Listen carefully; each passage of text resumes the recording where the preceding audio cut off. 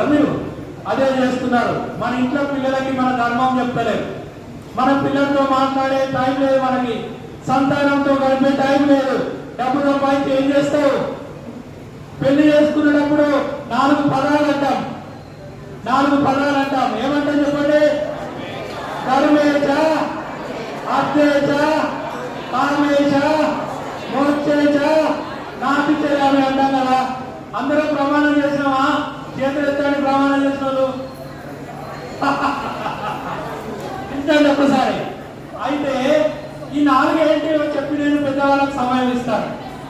ప్రపంచంలోని 60 కోట్ల మంది కుంభమేళాకి వచ్చారు.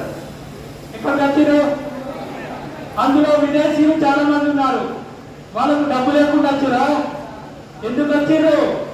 ప్రపంచంలో డబ్బు బాగుంది, ధర్మము లేదు.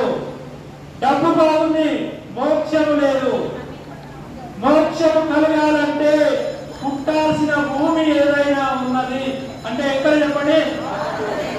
కాబట్టి ఆ మోక్షము కలగాలంటే యోగము కలగాలి. యోగము కలగాలంటే ఏం చేయాలి?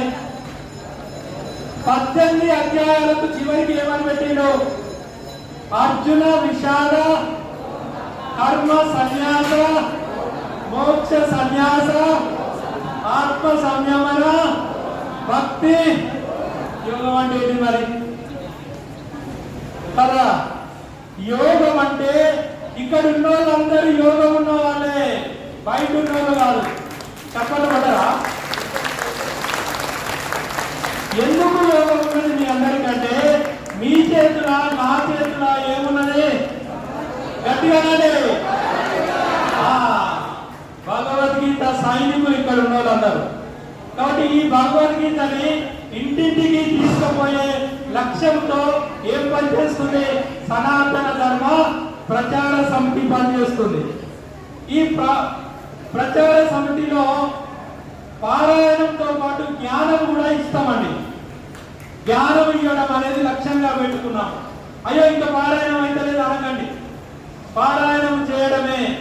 కానీ దానికంటే ముందు ఆదిశంకరాచార్య ఒకటి చెప్పాడు, సత్సంగత్వే నిస్సంగత్వం, నిస్సంగత్వే నిర్మోహత్వే నిశ్చలతత్వం, నిశ్చలతత్వం జీవన్ ముక్తి. ఇదంతా ఏంటి చెప్పండి? సత్సంగం. మీ అందరికీ పాదావి వందనాలు. ఎందుకు తెలుసా? ఆదివారం మంచి గరం మసాలాతోని మంచి టీవీ ఛానల్ కూడా కూర్చొని హాయిగా ఉండకుండా బ్యాగ్ వేసుకొని భగవద్గీత పట్టుకొని ఇక్కడ వచ్చిన మాటలందరికీ, పెద్దలందరికీ సనాతన ధర్మం ప్రచార సమితి తరఫున స్వాగతం చెప్తున్నాను. చివరికి ఒక విషయం చెప్తాను. జంతువునా నరజన్మ దుర్లభం అంటారు. 84 కోట్ల జన్మలు వచ్చిన తర్వాత వచ్చేది ఏంటి? మానవ జన్మ. అందులో 3 ముఖ్యమండి. మనుష్యత్వం అనండి, ముముక్షత్వం, మహాజన సాంగత్యం. ఈ 3 చాలా గొప్పవి. ఫస్ట్ ఏంటిది? మనుష్యత్వం మనందరికి వచ్చేసింది, మనుష్యత్వం వచ్చింది. రెండవది ఏంటిది? ముముక్షత్వం. ముముక్షులం మనం అందరం. ఇక్కడికి ఎందుకు వచ్చినాం? మోక్షం కావాలి కాబట్టి వచ్చాం.